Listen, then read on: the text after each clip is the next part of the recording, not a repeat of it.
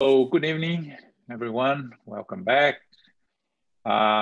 Today we are officially starting the Spirits book, in a sense, because we've been doing the introduction, the Prolegomena, for a good almost 2 months, I think. It took us a while, but so before we go to question number one, that I was telling people that were here before, that is a question that everyone should know by heart.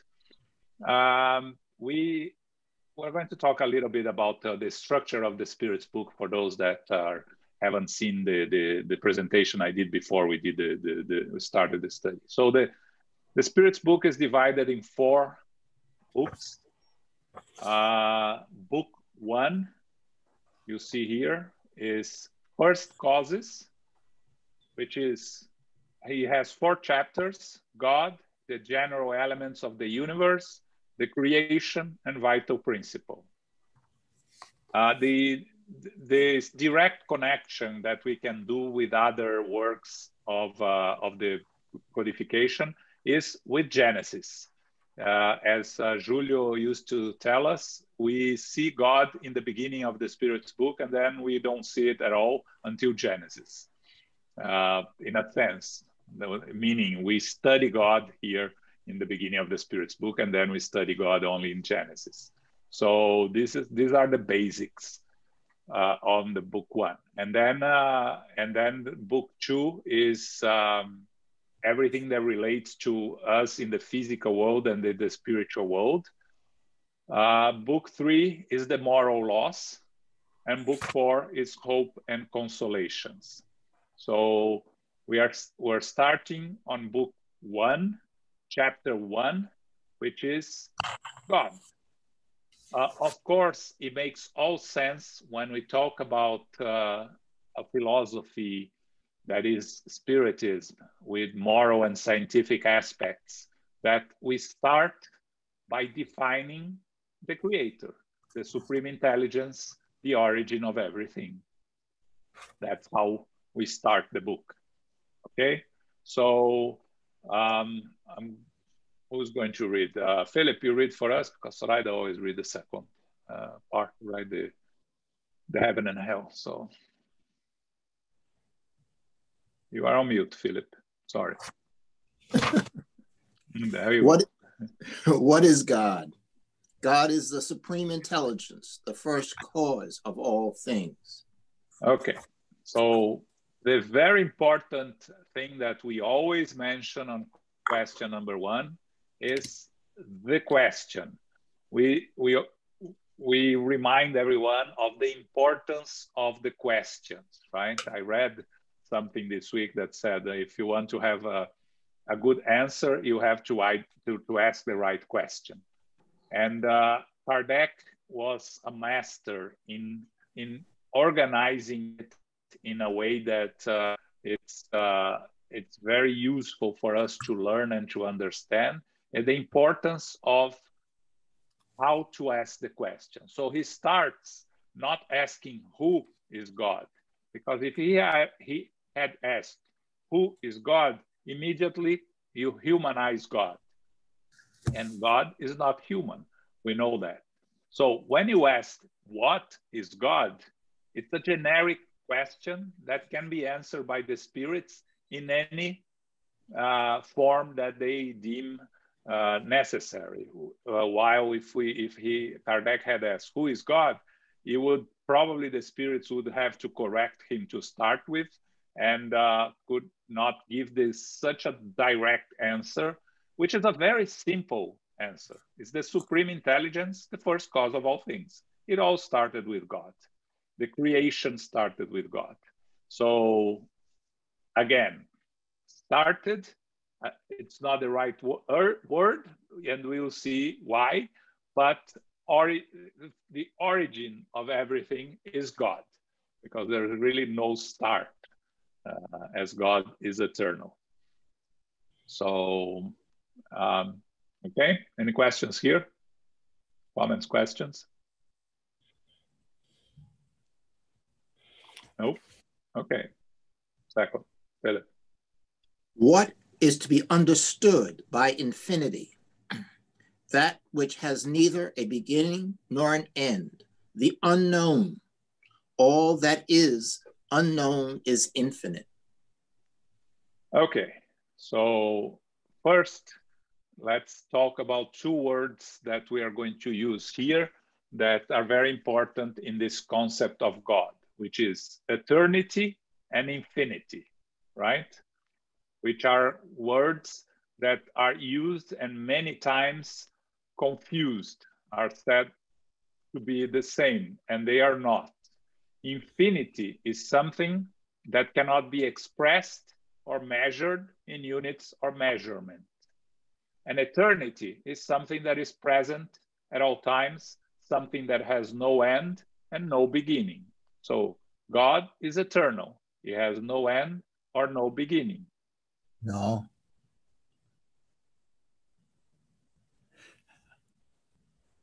Okay. We are eternal spirits. We have a beginning. Once we were created, we have no end. Okay, we live for eternity. But eternity, eternity in the sense of God has no end. It's something that is present at all times, has no end or no beginning. Okay?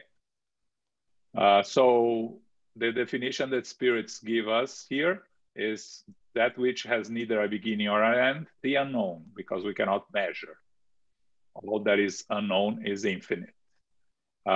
Again, understanding that the question was asked in 1857, and we had a lot of discussions on these subjects and a lot of different definitions. Also, just going back to the idea of God, okay? The concept of God also will vary if you go to different religions and different systems of belief, right?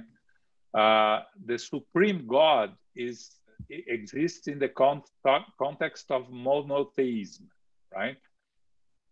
There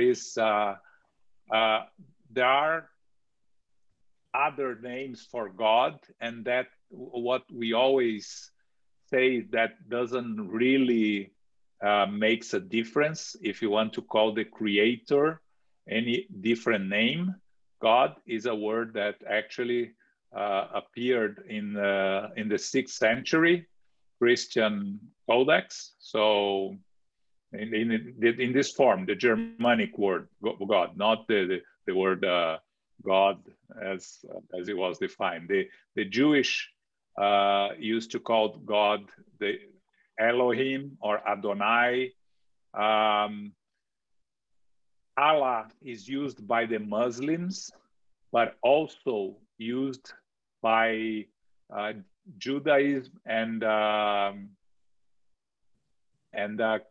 Christians, Christian Arabs. They use the word Allah to call God. And the important thing here is really what Spiritism tells us. If you don't like to call it God, if you prefer to call it the Creator, if you prefer to call it any word that you decide to call, it's fine, because the concept and the definition is what matters, right?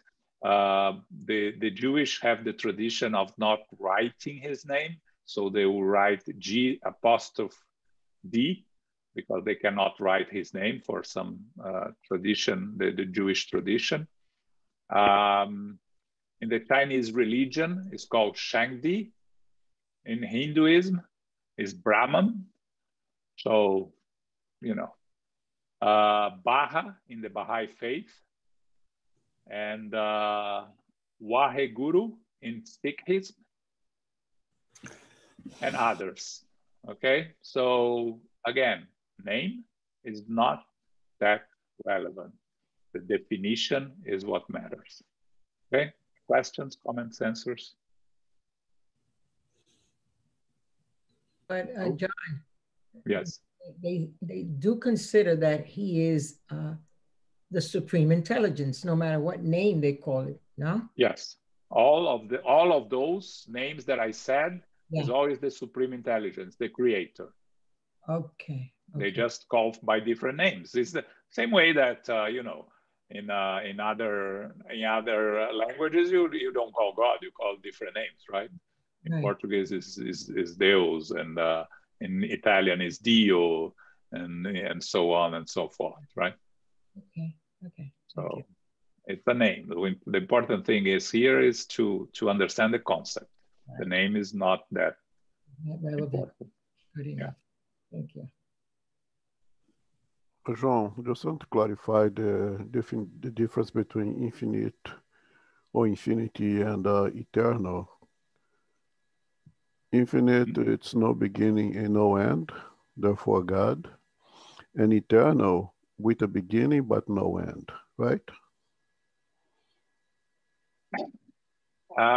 That's how we normally use in Spiritism, Elmo. But if you look for definitions outside, you are That's what going I to want to find, clarify. yeah, you are going to find that they call eternity something that has no end or no beginning also. Yeah, but there is a difference between eternity and eternal. Okay, that's also important, right? Yes. So spirits are eternal because spirits have a beginning but not an end. Yes. And God is infinite because it has no beginning and no end. Because otherwise you make them equal. Mm-hmm. Yeah, agreed. And actually the next question talks about God being infinite and the limitation of the word. Hey, João. Yes. Those two words are related with our understanding of time. They are also, right? Because the concept of eternity is it's timeless, right? So if you talk about eternity, it's timeless, and infinite is more of the inability to measure. It's more used in that sense.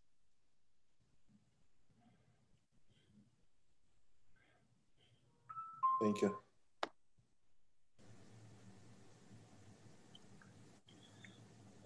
So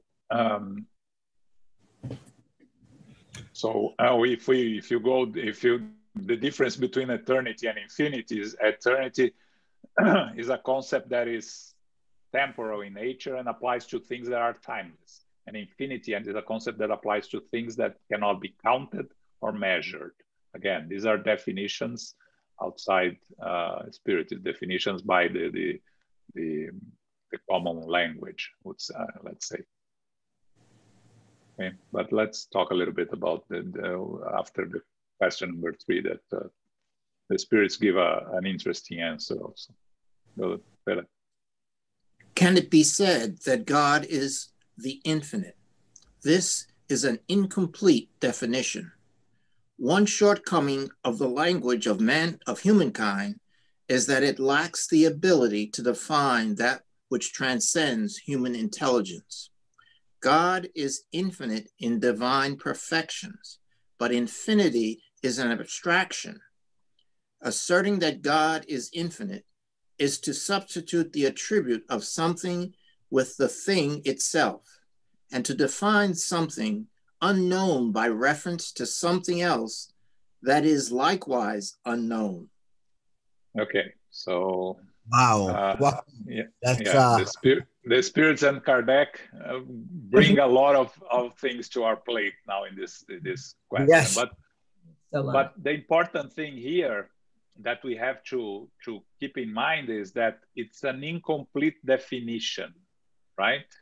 We don't have the language to really define God. And we're going to see later when we talk about the attributes of the divinity, which is an item 3 here, that we give the divinity some attributes, but they are not all because we don't even understand God, and we don't have the ability to know all God's attributes. We are limited by our lack of knowledge, understanding, and words to describe God. So the spirits are telling us our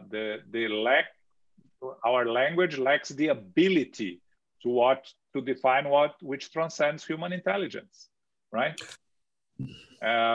You know, it's like what the story that Elmo always tells about the fish that go to Times Square and then goes back to the ocean and tries to explain what is Times Square.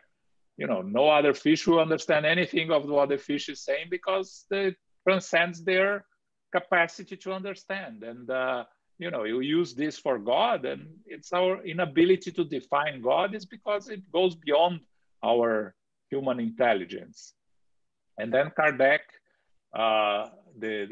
again, for those that are studying the Spirit's book starting for the first time, it's very important to remember that between quotations is the answer from the spirits. Then there is a lot of explanations by Kardec that won't be between quotations.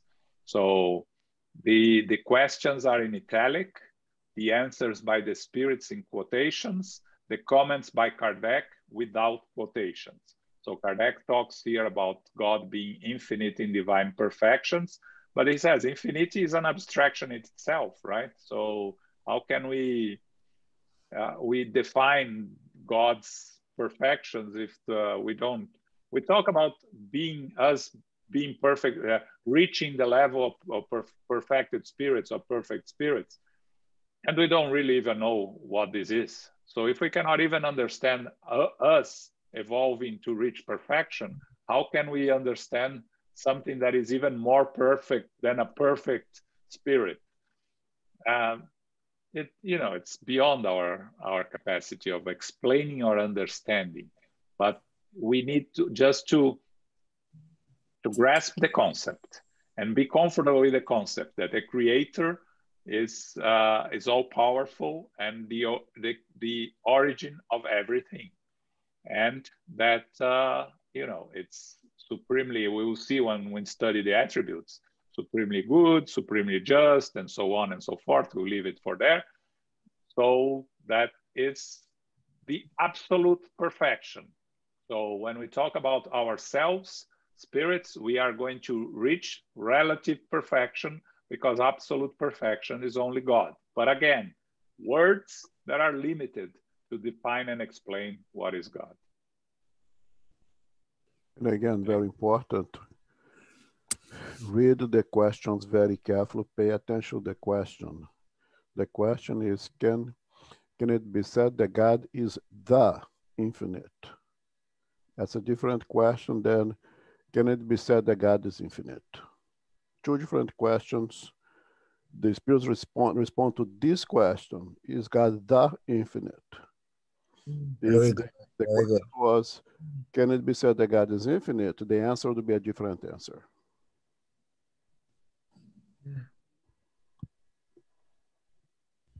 Yes. John, as we become, better in understanding perfection, if we're gonna, it's gonna take time, but we would, as we get better, we'll get to understand it better, no? Yes, and actually we are going to have new words that are going to define things that are not known to us today, right? Right. And if you go, you not need words. May I say something that I'm thinking out loud? I'm thinking now out loud. Okay. Okay. If God is beyond language, okay, so it cannot be known intellectually. It can only be experienced because language is limited, very limited. So if language is limited, and that's what we have at our disposal, there'll never be a time in which you are going to get to know God, because not really. it's unknown. Oh, I disagree. Huh? I disagree. Now, if that's the case, then I have to end up that if intellectually it's impossible for me to really understand and to know what is God, then I end up with it's the experience of God. At with this you stage that- of, Go ahead. go ahead, Elmo. I agree with you that I agree with you for as long we as unevolved spirit still require an articulated language. When you free yourself from that need, you'll be able to have a comprehension of God that goes beyond the need of articulated language. Exactly. So you say when we are at that point in which we are beyond language itself, then we will. Yes. Oh, okay. Yes, I get that. I get that. Yes. And in the process of development, we will be at a point in which language will not even be necessary because we will be communicating by thought. At that point in time, we probably most likely will get to know God. Yeah, very good. Very good. Thank you. Thank you, Mel. Thank you. That's very good. Yeah, but I agree with you, Paco, that at this level of our evolution, exactly. we need to be able to feel God, because that's as much as we can do, right? God is inside all of us, and it's part of everything, right? So, but again, in terms of words, Zoraida, going back to your point, you know, we as we continue to evolve, we will have better definitions of God, not complete definitions, because complete definition, when as was just discussed by Elmo and Paco, when we become perfected spirits and we communicate by thought, we are, I guess we are going to almost understand God. I don't think we fully understand God, because God is perfection, complete perfection, and we never reach complete perfection, right?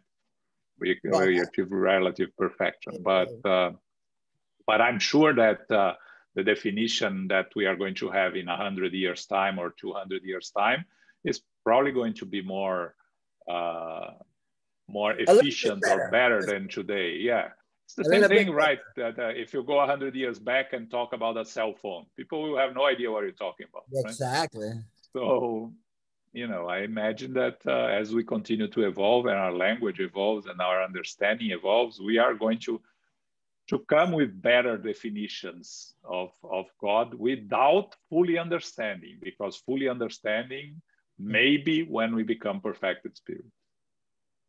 Because we're on the road to regeneration somehow, right? So that also has to do with it.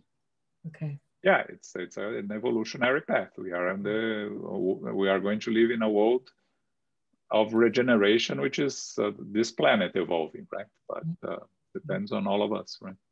Yes. First, for the planet to evolve. Second, to be part of the planet as it evolves. There are two aspects there on the evolution of the planet. Okay. Okay. Hey, João. Yeah. Just wondering, because we were talking about language and everything, the intellect, and try to understand God and whatever. But don't we have things that we don't use words and we don't need nothing, and we still understand, quote unquote, and experience, like love? I don't have to, read in a dictionary what is love in order to, practice it or feel it with, people around me or, feelings, stuff like that. Sometimes you don't have words to express things that you already, you feel or inside of you. So isn't God something that we kind of don't need, like words and definition, and and we all that we need is like experience God, in a sense that without all this the intellectual part of it.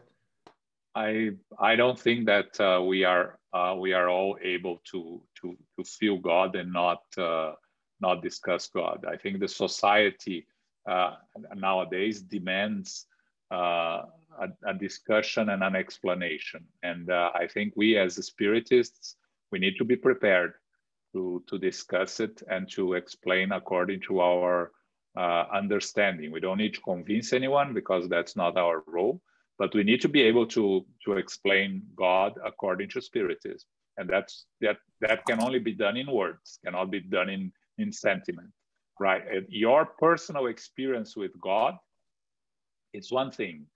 The ability to discuss God with others, it's a different thing. And that's why we need to discuss here and to study and to be prepared, right? Okay, that's a good point. Yeah. Because, yeah, that's it. I don't know if Elmo has any different opinion here. Oh, I agree. I mean, spiritists or not, we humans, we are curious. You want to know things, you want to define things. So if you say God exists, you want to go beyond that. Yeah, God exists. How is God? Where does he live? How does he look? I think it's very human to have these curiosities. And it's very good also. That's what propels us forward to find answers.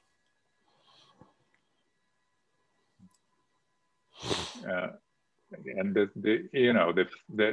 the fact that those that can experience, and then that's the relationship with oneself, can experience God in the fullest of their own abilities, are in a better position than many of us.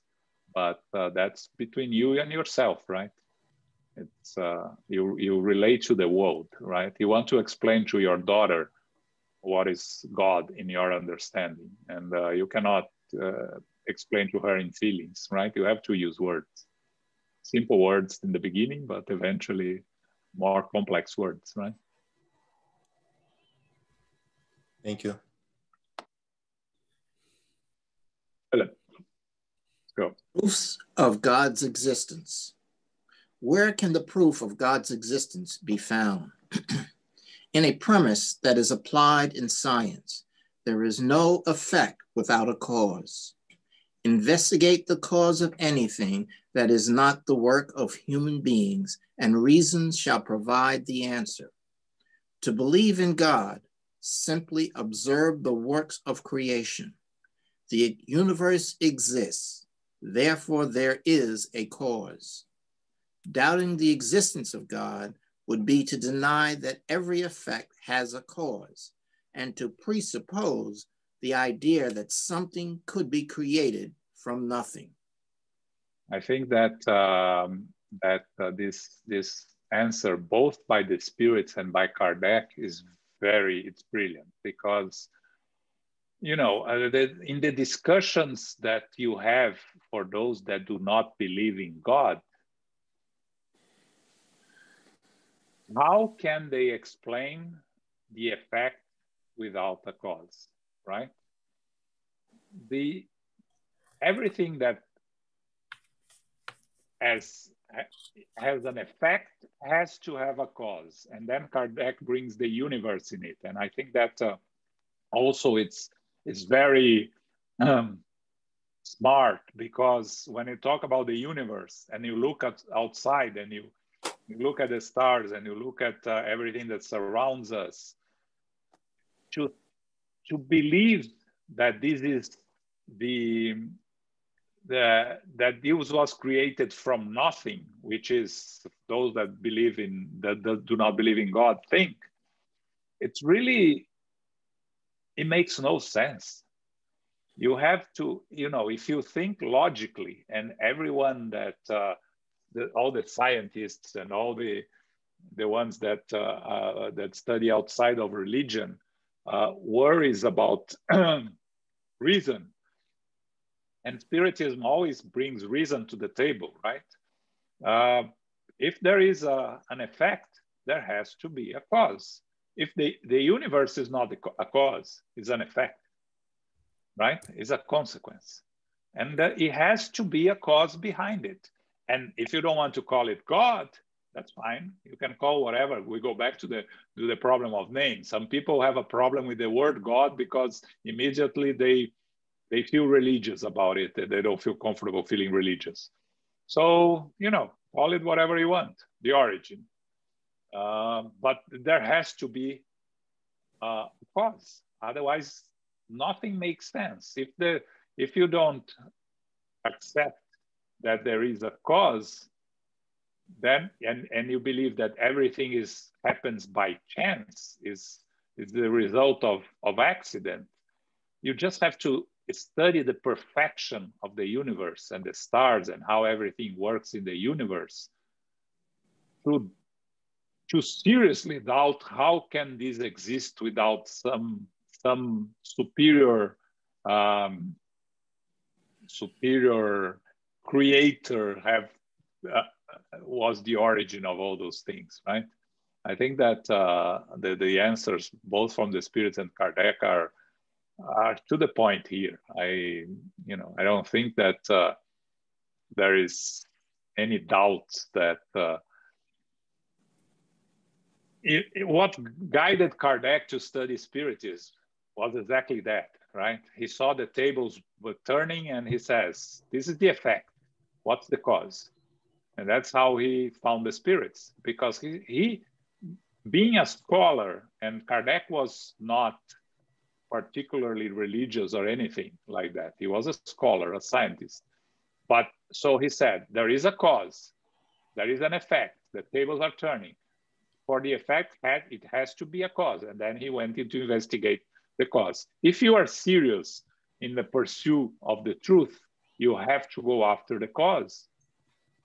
And you can call whatever you want the cause, but we call it God because it's simpler and makes sense. Okay? Comments, questions? If I might, Johnny. Yes, please. I think I totally agree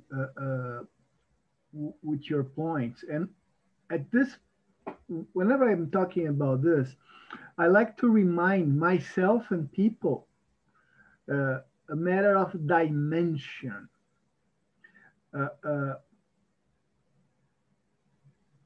Take a look at the dimension of the universe. We are talking about something that's the primary cause of something with a dimension of the universe that surrounds us. We are talking 3 or 4 trillion galaxies with 200 to 400 billion stars in it. So it is something huge, huge, above our ability to understand. It's much, much, much, much more than a bacteria. If they could, watch all that man has done, it's infinitely smaller than the size of the universe compared to us. Why I keep repeating this? Because my perception, and it has to do with myself even, purely due to our religious formation, we sort of think of God as something that, like the neighbor on the other house, just, wiser and more present, but it's nothing like that in my view. It's something so out of our ability to understand even size and power. And I think this is something we should keep in perspective. Yeah. Whenever we reason about this concept. Sorry to No, I fully agree with you. I think that the problem is that we try to put things in box, right? And God cannot be put in a box, right? We talk, why did we decide that God was the old guy sitting in a throne? Because that's how we can relate as primitive beings, right? But we are beyond that. we have the ability to see beyond this simplistic view of God that still dominates the religions, and we have to push ourselves to reason about something that it's beyond our capacity of understanding, but we have to be open to exactly what you said, the immensity of the creation, and what's behind it can only be something even more unimaginable. Yes, and why I insist on this, because I think it requires a lot of us, a lot from us, sorry. Now we're talking like this, but in a few moments we might think about that figure in the Sistine Chapel, and we might ask God to help us solve an exercise. Come on, give me a break. We are talking the primary cause of the universe. So we must use our intellectual power to put things in perspective. Yeah. Sorry. Yeah.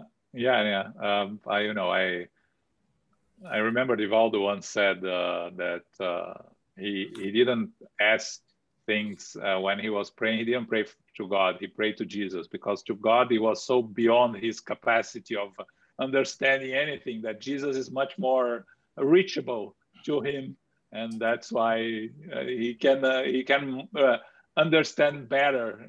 I like that. I like that. Yeah. So he prays to. Yeah. Go ahead. Sorry. No. More than once in mediumistic meetings, I remember, spirits we were trying to help, saying, "You are God, aren't you?" When talking with the orientator. And how many times? I mean, I've seen that many times. Probably you have as well. And we should, learn enough here so that when we are there, maybe being helped, we don't think, "Hey, are you God?" I was supposed to be received by God. Come on. Yeah, and I think that every time we see the spirits saying that they were supposed to meet God, I keep thinking, what were they expecting, right? All right. Any additional comments, questions? Okay, let's go deeper here. Philip. What inference can be drawn from the innate perception proposed by all humanity concerning God's existence, that God exists? Because from where would this idea originate if there were no real basis? Once again, this is a corollary of the principle stating that there can be no effect without a cause. Okay, so here it's also something that is very important that that we can sort of confirm the existence of a divinity, right? It is inside all of us. We bring this innate perception of God's existence since the primitive times. There is from the primitive tribes, you have those worshiping God in the rain, in the trees, in the sun, in the moon. So because that was their ability to understand the supreme was very limited, they would choose the sun or the moon or things like that to call it God, or to give names, godlike names to this, because it's innate in us. Again, for us to not believe in God, we need to rationalize. It goes against the grain, right? So all those that do not believe in God have made a conscious choice of not believing in God. At a certain point in their life, they said, none of these makes sense for some reason, any reason.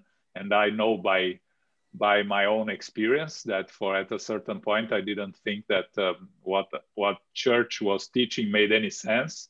So I kind of put God aside. I don't think I ever stopped believing in God, but I put it aside because I was not comfortable with what the definitions around. But it is a conscious decision.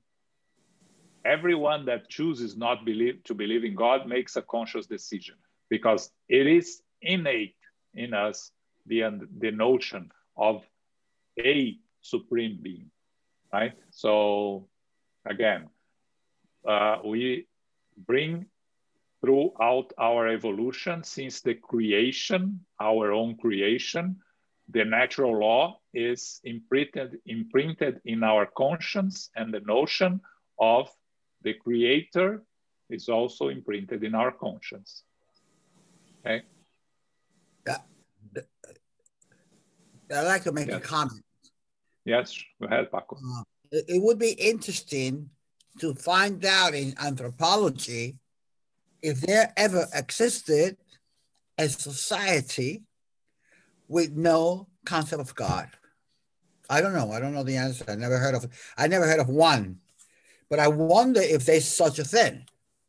Has there been a society, in olden times that did not have that component of spirituality, religion, the concept of God? I don't know. I never heard of any. In recent times, in recent times you have regimes that become atheists by force, right? Yeah, like the Soviet Union, or like China tries to do a little bit today. And Cuba too. And Cuba, yes. But again, I mentioned this many times, right? The number of people who do not believe in God in the United States, which is something between 5 and 10%, right?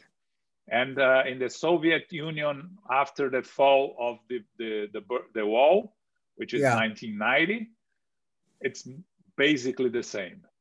So after 70 years of communist regime imposing atheism and tolerating very little religion because something was tolerated, still most of the population, more than 90% of the population, believed in God. Yeah, in Cuba, yes. So in Cuba is the same thing. I know. It's the same thing. Yes. You know, people born there and people who grew up there under the revolution, they do have religious belief. Yeah, because it's innate. You know, and the more you try to impose restrictions, the more people will expand on their chasing the religions and the forbidden, right? So I think that's what tells us that God does exist. Otherwise, he wouldn't be present in all times and in all civilizations, right? You can rationalize and discuss it, but the truth is that, as you said, it has existed in all civilizations and everywhere. And even if nowadays in Europe there is a decent size of the population who does not believe in God, still the majority does believe in God. Yes, Luis.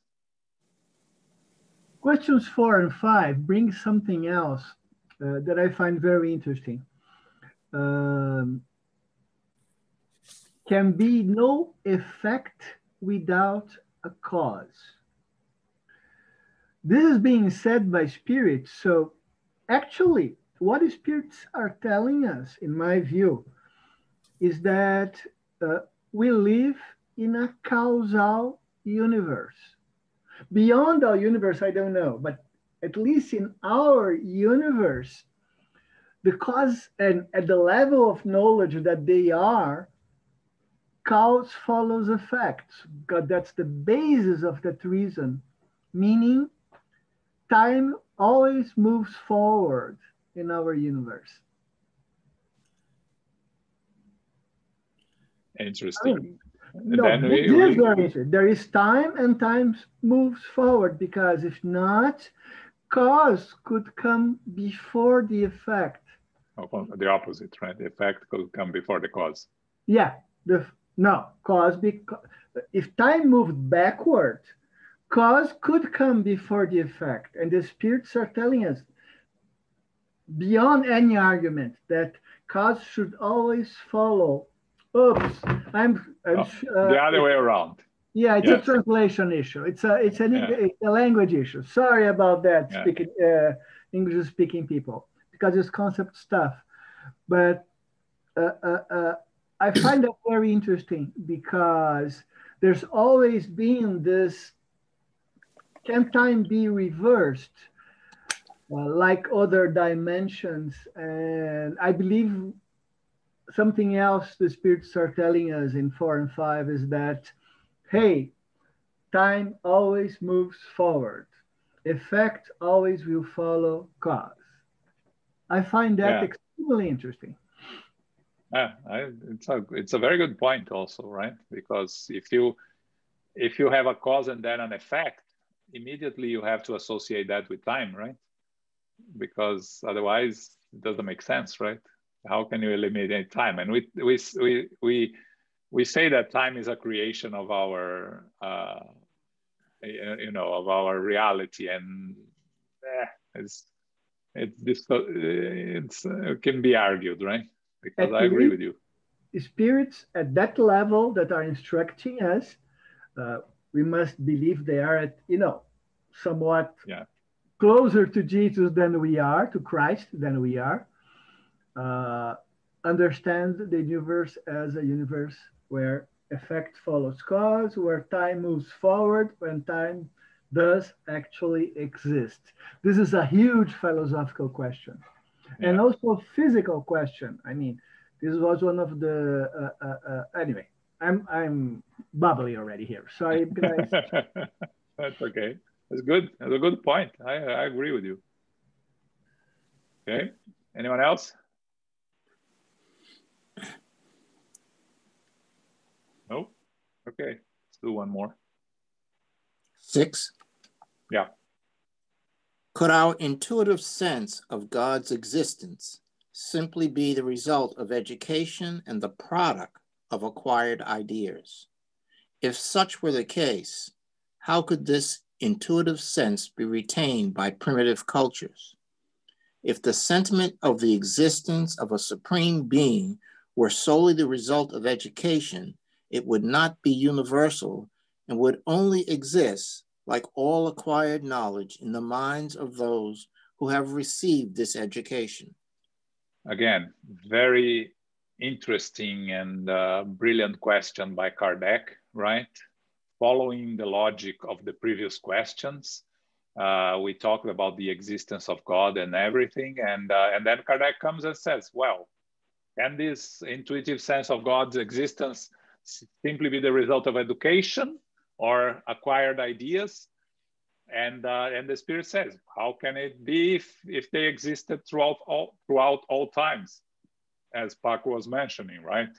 Because again, it brings again the notion of not believing in God is a result of using reason and making a choice, because innate in us is the concept of God, right? And we see all around us, right? Because if it was something that could be taught, educated, you see parents that are non-religious having very religious children, and the other way around.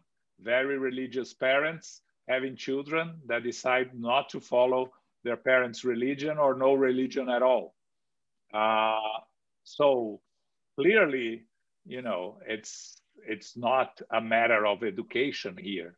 It's the intuitive sense that we bring, that when we bring it to reason, we make our own choices based on that reason, but it is not a result of education, like the spirits and Kardec says here, say here. Okay.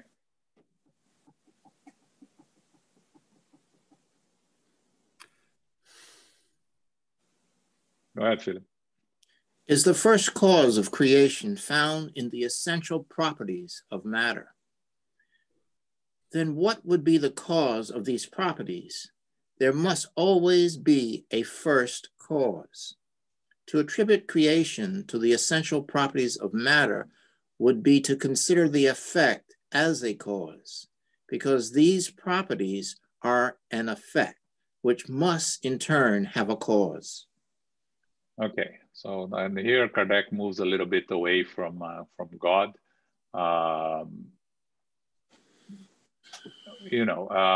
Talking a little bit, bringing matter to the discussion, right?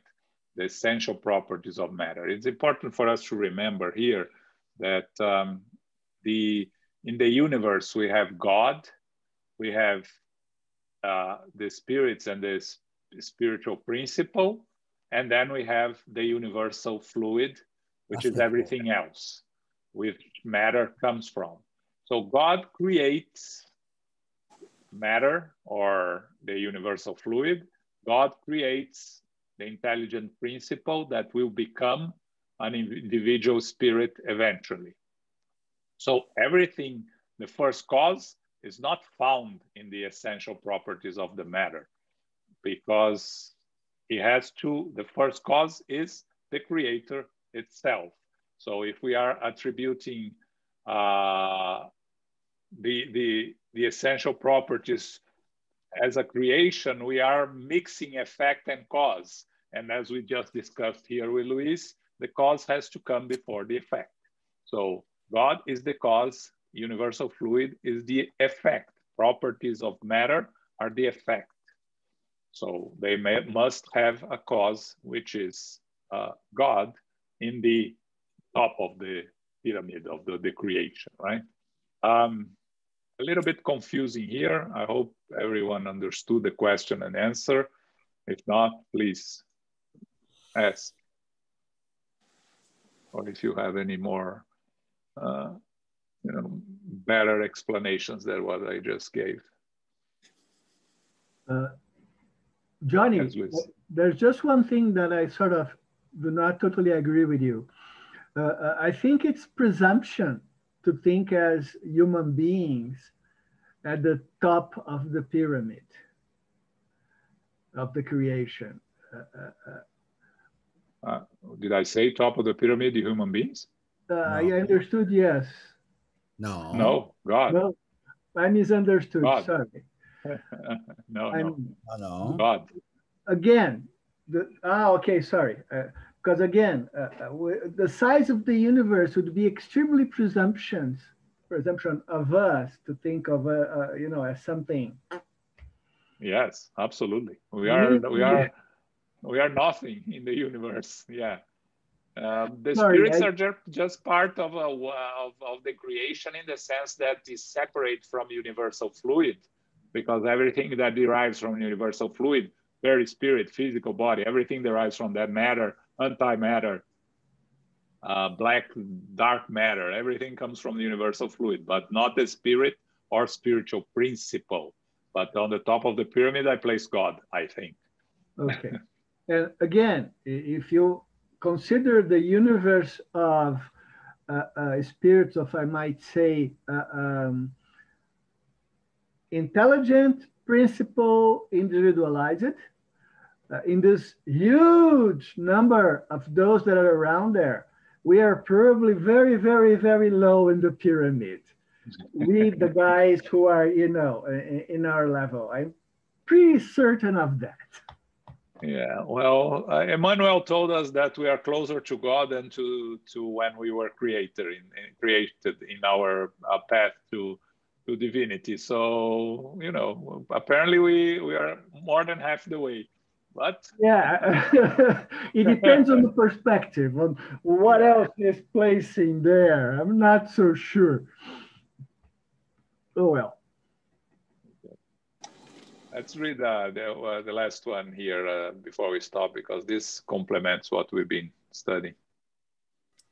What should we think of the opinion that creation was an unplanned combination of matter, in other words, pure chance? Another absurdity.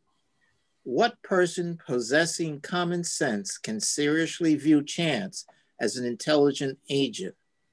Besides, what is chance? Nothing. The harmony that regulates the universe can only result from predetermined combinations and ends, thereby revealing the existence of an intelligent power. Attributing creation to chance is irrational because chance is blind and cannot produce the effects of intelligence. If chance were intelligent, it would no longer be chance. Yeah, so here it's a little bit of what we discussed, right, before. If everything happened by chance, the Spirit said that contradicts the common sense that you know, the effect has no cause. The cause was chance, and as Kardec puts very wisely here, if chance were intelligence, it would no longer be chance, because chance, the definition of chance is chance. It's not intelligence. So I think that it just goes a little bit further on what we've been discussing here, right? That an intelligent effect has to have an intelligent cause. Otherwise, it goes against reason, right? I have a problem with this. Okay. If every intelligent cause has, if every intelligent effect has a cause, what's the cause of God? What's the what? God is not there, right? Because the moment God is not an effect, and that's the problem there. You are saying that God is an effect, and then you have to have a cause, and then there will be something superior to God that created God, and that would be God. And then you enter into the rabbit hole there. Yes, the rabbit hole is what's the very first thing that happens. If you have an intelligent being, where did it come from? It was always there. I'm not arguing. I'm just saying this is the problem I have with this concept. Yeah. But the answer is it was always there, but we cannot go beyond that. I think the difficulty is that we, as you just said, put God as an intelligent being. God is not an intelligent being. God is God, not a being. God is God. And Julius' better definition, God is, period. That's it.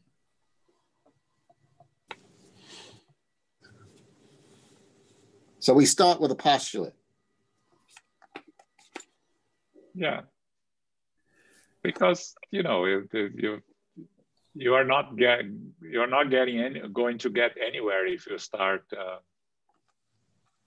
if you start questioning God in that sense, that that God was not always there, which is what Elmo said. God is. So when you say God is, it has always been, and it will always be. This is. It's present and eternal, right? But exactly. Yeah. That's how we come up with a structure that works for us. Yes, and if we come with in the future we come with a different structure or a better structure, we'll study it. But at this moment, that's the best we can come up with, and I think it's already pretty complex in the way it is. Mm-hmm. Well, it may not work for everyone, and that's fine also. Yeah. Remember, let's go back to where we started, and let us remember that we did say that our language is very, very limited. Yeah, very good, Paco. I agree. Okay, we're done here on this first part. We stopped on question 8. We'll continue next week on question 9. We are still going to talk about God for some time because we're not done with God by any means. So this Saturday, we have a very interesting lecture. I really recommend those that like the scientific aspect. The talk is with Dr. Sonia Doi, the Perispirit in Illness and Health, and she's the president of the U.S. Spiritist Medical Association and the International Spiritist Medical Association. You know, many of you have seen her before in our events. She has a lot of knowledge, and I'm sure it's going to be a very interesting lecture talking about the perispirit in illness and health, especially in these times that we are facing the pandemic and all the issues related to it. Okay, so this Saturday, 11 a.m. On this Sunday, which is the second Sunday of the month, we'll be studying the Gospel according to Spiritism. Okay. Carol, you do a final prayer, please. Yes, thank you, John and Elmo. Most appreciated. Infinite Creator, Supreme Intelligence, and First Cause, we are grateful for the opportunity to be together again to study the Spirit's book. We're in the early chapter now, book 1, chapter 1, God, a vast subject. We're always finding ways to try and pinpoint the meaning, but we know that for now, we have to go into the study in depth to find greater meaning rather than perhaps words. It's a very interesting and powerful study that we are embarking upon, and it is very lively in our discussion and has a beautiful, beautiful, beautiful way of helping us to come to a little bit more terms with God. What is God? God is eternal, no beginning and no end. Can we fathom this? But we will try our best. We are grateful to our spiritual benefactors, the good spirits, our guides, the guardian angel who is with us. May we be front and center to receive the blessings of these teachings, and may we impart as we can to assist others who may be also trying to learn. We are grateful for what we have received this evening, and may we be blessed to receive more in the future. We humbly ask for safety and protection as we go forth to family, friends, loved ones, and co-workers. May we receive the love and light of Christ within to help us have that anchoring of inner peace, love, and light. We are grateful for what we have received, and may we continue with our studies throughout the week. May we close now and receive the love and light of Christ. May we go forth now as beacons of light. Go forth now in peace, so be it.